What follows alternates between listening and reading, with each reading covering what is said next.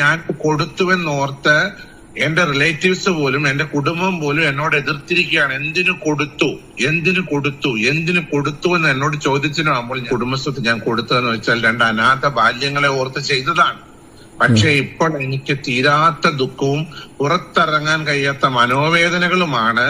അപ്പൊ നമ്മുടെ രേണുസുതി, നമുക്കറിയാം കൊല്ലം സുതി മരിച്ച സമയത്ത് ഭാര്യയായിട്ടുള്ള രേണുവിനെയും മക്കളെയും സഹായിക്കാൻ വേണ്ടി ഒരുപാട് നല്ല മനുഷ്യന്മാര് രംഗത്ത് വന്നിട്ടുണ്ടായിരുന്നു അല്ലെ. പലരും പല രീതിയിലും ആ കുടുംബത്തിനെ സഹായിച്ചിട്ടുണ്ടായിരുന്നു കൊല്ലം സുതിയെ ഓർത്ത്. എന്തിന് കൊല്ലം സുതി മരിക്കുന്ന സമയത്ത് അവർ താമസിച്ചിരുന്നത് വാടക വീട്ടിലായിരുന്നു. കൊല്ലം സുതിയുടെ ഏറ്റവും വലിയ ആഗ്രഹമായിരുന്നു ഒരു വീട് വെക്കണമെന്നുള്ളത്. പക്ഷെ ആ ആഗ്രഹം പൂർത്തീകരിക്കപ്പെട്ടത് കൊല്ലം സുതിയുടെ മരണശേഷമാണ് അല്ലെ. കൊല്ലം സുതിയുടെ മരണശേഷമുള്ള ആ കുടുംബത്തിന്റെ അവസ്ഥ കണ്ട് ഒരുപാട് സന്നദ്ധ സംഘടനകളും നല്ല മനുഷ്യന്മാരും ഇവരെ സഹായിക്കാൻ വേണ്ടി രംഗത്ത് വന്നു അല്ലെ. അത് കാരണമായി ഇപ്പൊ ആ കുടുംബത്തിന് ഒരു സ്ഥലവും ഒരു വീടും ലഭിച്ചു. എന്തായാലും രേണുസുതിക്കും മക്കൾക്കും വീട് വെക്കാൻ വേണ്ടി സ്ഥലം നൽകിയത് ഒരു പള്ളിയിലച്ഛനാണ്, നോബിൾ ഫിലിപ്പ് എന്ന് പറയുന്ന ഒരു മനുഷ്യൻ. ഇദ്ദേഹം അമേരിക്കയിൽ ജോലി ചെയ്തിരുന്ന ഒരു വ്യക്തിയായിരുന്നു. അങ്ങനെ എല്ലാം മതിയാക്കി നാട്ടിൽ വന്ന ഒരാളാണ്. മാത്രവുമല്ല കല്യാണവും കഴിച്ചിട്ടില്ല. പിന്നെ ഫാദർമാര് പൊതുവെ കല്യാണം കഴിക്കൂലല്ലോ. കുടുംബമായി ആകെ പറയാനുള്ളത് 2 സഹോദരിമാരാണ്. അതിലൊരാൾക്ക് എന്തോ സുഖമില്ലെന്ന് തോന്നുന്നു. പിന്നെ ഉള്ളത് ഒരു അമ്മയാണ്. അപ്പൊ പ്രത്യേകിച്ച് എന്തെങ്കിലും കൈമാറാൻ വേണ്ടി അടുത്തൊരു തലമുറ ഇല്ല എന്നർത്ഥം. ഇദ്ദേഹത്തെ സംബന്ധിച്ചിടത്തോളം ഇദ്ദേഹത്തിന് ഒരുപാട് ഭൂസ്വത്തുക്കളുണ്ട്, ഏക്കർ കണക്കിന് സ്ഥലങ്ങളുണ്ട്.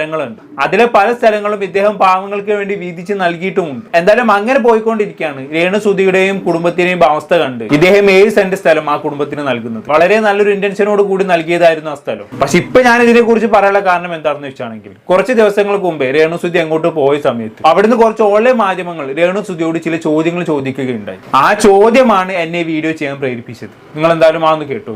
ഇങ്ങനൊരു ഒരു എന്താ ലൈം ലൈറ്റിൽ നിൽക്കുന്ന ഒരാൾക്ക് ഇങ്ങനൊരു സ്ഥലം തന്നതുകൊണ്ടാണ് പുള്ളിയുടെ മറ്റു സ്ഥലങ്ങൾ വിറ്റുപോയി എന്നൊരു പ്രചാരണമുണ്ട്. അങ്ങനുണ്ടോ?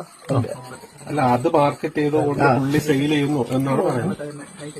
അങ്ങനെ ഇപ്പൊ സുധിച്ചേട്ടന് സ്ഥലം കൊടുത്തെന്ന് പറഞ്ഞാൽ അത് മാർക്കറ്റിംഗ് ചെയ്ത് ഇഷ്ടമുള്ളവരല്ലേ സ്ഥലം മേടിക്കത്തുള്ളൂ. ഇപ്പൊ സുധിച്ചേട്ടൻ അവിടെ സ്ഥലം കൊടുത്തെന്ന് പറഞ്ഞാൽ അവരെല്ലാം വന്ന് മേടിക്കുന്നെന്ന് എനിക്ക് തോന്നുന്നില്ല. അവർക്ക് ഇഷ്ടപ്പെട്ടുകൊണ്ട് അവർ വില പറഞ്ഞു. ശരി, സുധിച്ചേട്ടന് ഫ്രീ ആയിട്ട് സ്ഥലം കൊടുത്ത് അവിടുത്തെ ഡിമാൻഡ് കൂട്ടി മറ്റ് സ്ഥലങ്ങൾ വിൽക്കാൻ ഇദ്ദേഹം സുധിച്ചേട്ടനല്ലേ സ്ഥലം എഴുതി കൊടുത്തത്, അല്ലാണ്ട് യൂസഫരിക്കൊന്നല്ലല്ലോ. സുധിച്ചേട്ടന് സ്ഥലം കൊടുത്തെന്ന് കരുതി അവിടുത്തെ സ്ഥലത്തിന് ഡിമാൻഡ് ഒന്നും കൂടാൻ പോകുന്നില്ല.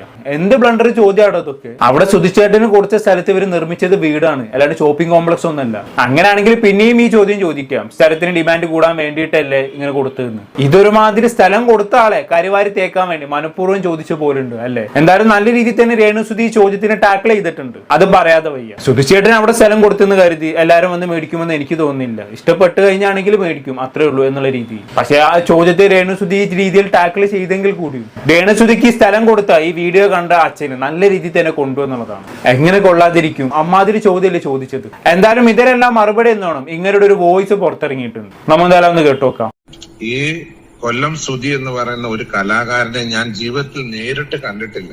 അദ്ദേഹത്തിന്റെ പ്രോഗ്രാം ഞാൻ എവിടെയും സ്റ്റേജ് ഷോസോ ഒന്നും ഞാൻ നേരിട്ട് കണ്ടിട്ടുള്ള ഒരാളല്ല. മറിച്ച് അദ്ദേഹത്തിന്റെ കലയെപ്പറ്റി അദ്ദേഹം മരിച്ചു കഴിഞ്ഞിട്ടാണ് എന്നോട് പലരും പറയുകയും അങ്ങനെ ഞാൻ യൂട്യൂബുകൾ കാണുകയും ഒക്കെ ചെയ്ത അദ്ദേഹത്തിനെ പറ്റി എൻക്വയറി ചെയ്തപ്പോ എനിക്ക് കുറെ സോഷ്യൽ മീഡിയ പ്രവർത്തകരായിട്ടുള്ള മാധ്യമ സുഹൃത്തുക്കളെ എനിക്ക് ധാരാളമായിട്ടുണ്ട്. അവരാണ് ഇദ്ദേഹത്തെ പറ്റി എന്നോട് പറഞ്ഞു, ഇദ്ദേഹം ഒരു കലാകാരനായിരുന്നു, എന്നാൽ സാമ്പത്തികമായിട്ട് വളരെ ബുദ്ധിമുട്ട് അനുഭവിക്കുകയും സ്വന്തമായിട്ടൊരു വീടില്ലാത്ത, ഒരു സെന്റ് വസ്തുവില്ലാത്ത ഒരു മനുഷ്യനാണ്. അദ്ദേഹത്തിന്റെ കുഞ്ഞുങ്ങള് ഈ മരണത്തോടുകൂടി അനാഥമായി പോകുന്ന ഒരു അനുഭവം ഉണ്ട് എന്ന് പറഞ്ഞപ്പോൾ എന്റെ കുടുംബസ്വത്തിൽ നിന്നാണ് ഏറ്റവും മനോഹരമായിട്ടുള്ള, ഏറ്റവും വിലപിടിപ്പുള്ളതായിട്ടുള്ള ഒരു സെന്റിന് ഇന്നത്തെ വില അനുസരിച്ച് 4 ലക്ഷം രൂപ വില മതിക്കുന്ന 7 സെന്റ് സ്ഥലം 2 കുഞ്ഞുങ്ങളുടെ പേരിലായിട്ട് ഞാൻ എഴുതി നൽകുവാനിടയായത്. അതിന് കാരണക്കാരായിട്ടുള്ളതെന്ന് പറഞ്ഞു കഴിഞ്ഞാൽ ബഹുമാനപ്പെട്ട ആർ ശ്രീകണ്ഠൻ നായർ എന്ന് പറയുന്ന ഒരു മാധ്യമ പ്രവർത്തകനും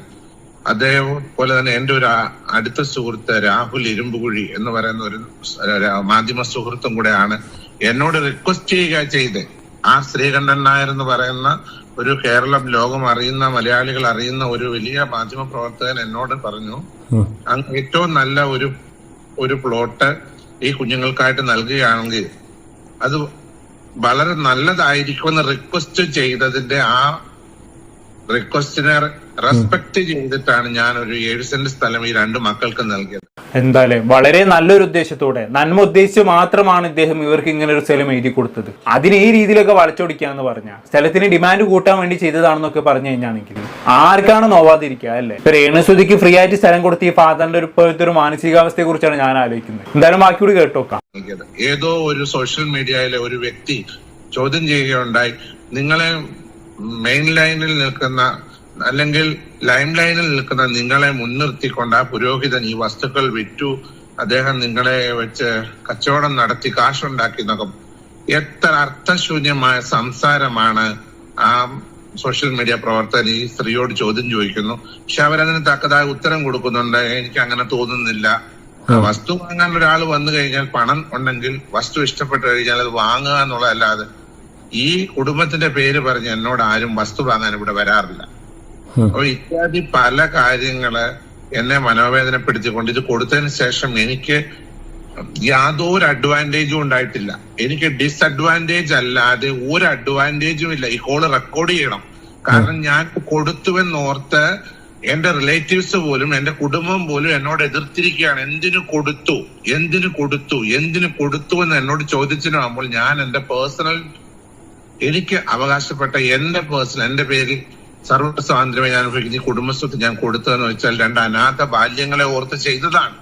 പക്ഷെ ഇപ്പോൾ എനിക്ക് തീരാത്ത ദുഃഖവും പുറത്തിറങ്ങാൻ കഴിയാത്ത മനോവേദനകളുമാണ് പല വ്യക്തികളിൽ നിന്നുണ്ടായിക്കൊണ്ടിരിക്കുന്നത്. അല്ലെ, പല വ്യക്തികളും എന്നതുകൊണ്ട് ഉദ്ദേശിച്ചത് രേണുസുധീനെയാണോ? അല്ല, രേണുസുധീനെ ഇപ്പോഴത്തെ സോഷ്യൽ മീഡിയയിലെ കാറ്റിക്കൂട്ടൽ കണ്ടതുകൊണ്ടായിരിക്കണമല്ലോ കുടുംബക്കാരൊക്കെ എന്തിനാണ് ഇങ്ങനെ സ്ഥലം എഴുതി കൊടുത്തതെന്ന് പുള്ളിക്കാരനോട് ചോദിച്ചത്. അതുകൊണ്ടായിരിക്കണമല്ലോ ഇദ്ദേഹത്തിന് ഇപ്പോൾ ആ സ്ഥലം എഴുതി കൊടുത്തതിന് റിഗ്രറ്റ് ഉണ്ടായത്. അല്ലാതെ പ്രത്യേകിച്ച് ആ കുടുംബത്തിന് സ്ഥലം എഴുതി കൊടുത്തതിന് റിഗ്രറ്റ് ഉണ്ടാവാനുള്ള കാരണമുള്ളതായിട്ടൊന്നും എനിക്ക് തോന്നുന്നില്ല. രേണുസുധീയുടെ ഈ സോഷ്യൽ മീഡിയയിലെ കാറ്റിക്കൂട്ടൽ കൊണ്ടൊക്കെ തന്നെ ആകണം പിന്നുള്ളത് ഈ മാധ്യമങ്ങളുടെ മാതിരി ചോദ്യവും. എന്തായാലും ഇദ്ദേഹം സ്ഥലത്തിന് ഡിമാൻഡ് കൂടാൻ വേണ്ടിയിട്ടാണ് രേണുസുധിക്കും കുടുംബത്തിനും ഫ്രീ ആയിട്ട് സ്ഥലം കൊടുത്തത് എന്ന കുപ്രചരണം നടക്കുന്നത് കാരണമായിട്ട് തന്നെ ഇങ്ങനെ സമൂഹത്തിന് വേണ്ടി ചെയ്ത സേവനങ്ങൾ എടുത്തു പറയുന്നുണ്ട്. നമ്മൾ അങ്ങോട്ട് കേട്ടോ.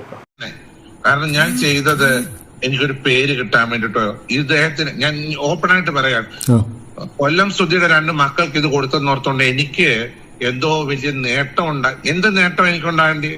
എന്ത് നേട്ടം? എനിക്ക് വയസ്സ് 47 പ്രായമുണ്ട്. എന്തോ ഇനി ഒരു കല്യാണം കഴിക്കണോ എനിക്ക്?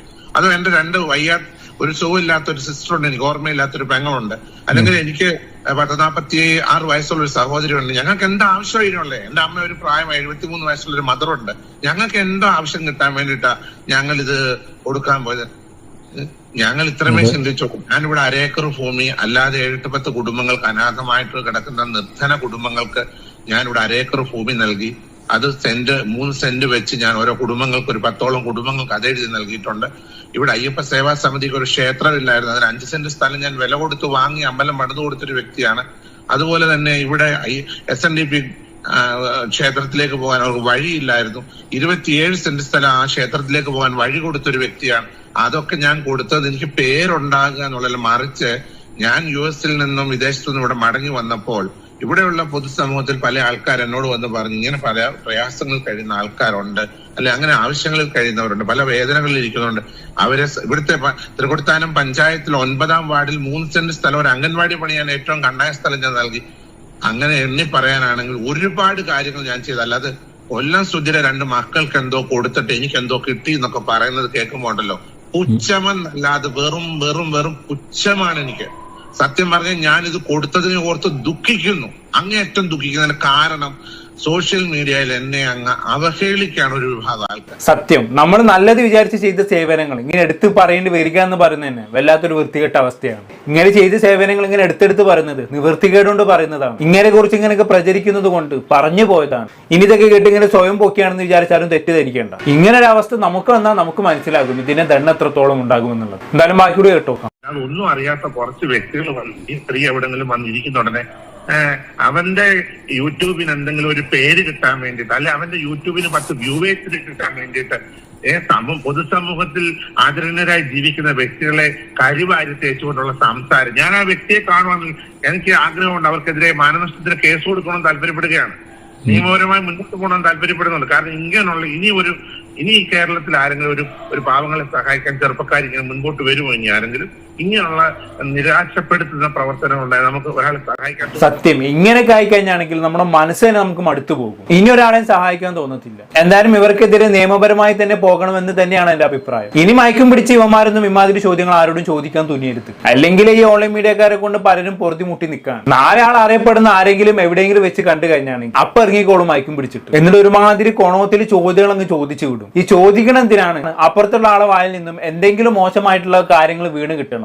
അതുവഴി സോഷ്യൽ മീഡിയയിൽ ഒരു കോൺട്രവേഴ്സി ഉണ്ടാക്കണം. അതിനു വേണ്ടിയാണ് ഇമാതിരി ചോദ്യങ്ങൾ ചോദിക്കുന്നത്. എന്നിട്ട് അത് വെച്ച് റീച്ച് ഉണ്ടാക്കാൻ നടക്കുന്ന കുറെ ടീംസ് ഇഷ്ടമാണ്. ഇപ്പൊ ഇവന്മാര് കാരണം നാലാളെ അറിയാവുന്ന പലരും ഇപ്പൊ പല സ്ഥലത്ത് പോകാൻ പേടിക്കുകയാണ്. കാരണം ഇവന്മാരി മയക്കും തൂക്കി പിടിച്ചുകൊണ്ട് വന്നിട്ട് എന്താണ് ചോദിക്കാന്ന് പറയാൻ പറ്റില്ലല്ലോ. എല്ലാരും കൂടി വളഞ്ഞിട്ട് ഓരോന്ന് ചോദിക്കുമ്പോൾ ഉത്തരം പറയാതെ ഒഴിഞ്ഞു മാറാനും പറ്റില്ല. എന്തായാലും ഈ ഒരു പ്രവണത അവസാനിക്കേണ്ട സമയം എന്നെ അതിക്രമിച്ചു കഴിഞ്ഞു. എന്തായാലും എനിക്ക് ഒരു ഫാദറിനോട് പറയാനുള്ളത്, ഒരിക്കലും ഇതൊന്നും കേട്ട് തളരാൻ നിൽക്കരുത്. നിങ്ങൾ ഇതുവരെ ചെയ്ത സേവനങ്ങൾ ഇതുകൊണ്ട് നിർത്തരുത്. ഇനിയും അതുപോലെ തന്നെ മുന്നോട്ട് കൊണ്ടുപോകണം. കാരണം എല്ലാവർക്കും പറ്റാവുന്ന ഒരു പ്രവൃത്തിയല്ല ഫാദർ ചെയ്യുന്നത്. അത് കാരണം ഒരുപാട് കുടുംബത്തിനെ കണ്ണീരൊപ്പാൻ സാധിക്കും. ഒരുപാട് കുടുംബത്തിന് സന്തോഷം നൽകാൻ സാധിക്കും. ഒരിക്കലും ഇതൊന്നും കാരണം അത് വേണ്ടെന്ന് വെക്കരുത്. ഇതൊരു റിക്വസ്റ്റ് ആയി മാത്രം കണ്ടാൽ മതി. എന്താണെന്ന് കേട്ടിട്ട് നിങ്ങൾക്ക് തോന്നുന്നത് താഴെ കമന്റ് ബോക്സിൽ രേഖപ്പെടുത്തുമല്ലോ. അടുത്തൊരു ടോപ്പിക്കുമായി വീണ്ടും കാണാം.